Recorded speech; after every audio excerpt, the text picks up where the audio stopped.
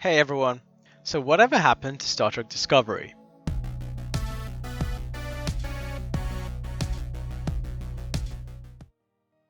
I'm a fan of Star Trek, but I didn't watch Discovery. I saw some of the promotional material for it back when it was first announced, and suffice it to say, I was not impressed. However, amidst the recent announcement of Strange New Worlds, I was curious to see what the Captain Pike character was like. A quick YouTube search revealed many clips of Discovery with Pike at the helm, and watching these clips revealed two things to me. Firstly, Anson Mount's portrayal of Pike is great. He really reminds me of a classic Star Trek captain, and I'm really looking forward to the new show. Secondly, and this will be the focus of this video, watching the clips showed me why I haven't been missing much by skipping Discovery. Star Trek was always a pensive, determined, and thoughtful depiction of our future. The problem with Discovery, though, is that there's just too much of everything. The lights are too bright and there are too many of them. There's too much zoom at random times. The camera moves too much all the time. The characters talk too much. The action sequences have too much action. The music is too loud. The suspenseful sequences have too much suspense. The dramatic sequences have too much drama. The CGI is too computery and artificial. The colors have too much saturation. And woe betide those two who bragged about flashing lights directly into the camera when filming the 2009 Star Trek reboot movie. Now, in every angle, from every perspective, we have glaring brightness blurring every scene in Discovery. Star Trek was appealing because it focused on exploring the complexity of human psychology and existence through the lens of celestial fantasy, and it delivered its message with subtlety and science.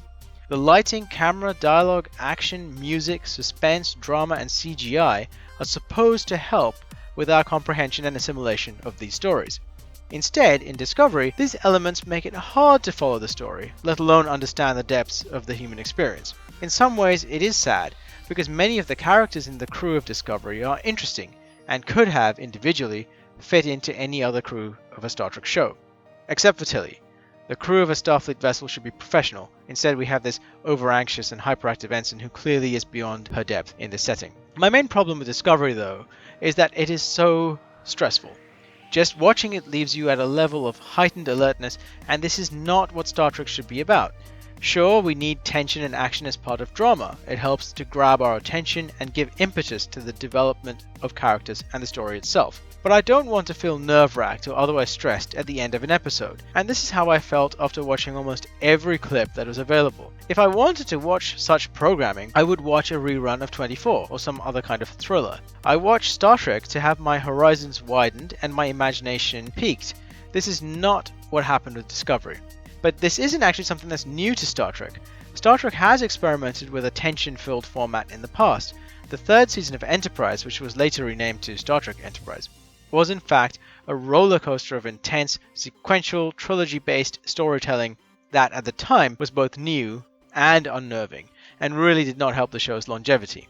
So again, it is sad that the producers of Discovery didn't learn from the past mistakes and instead went along this path from the get-go.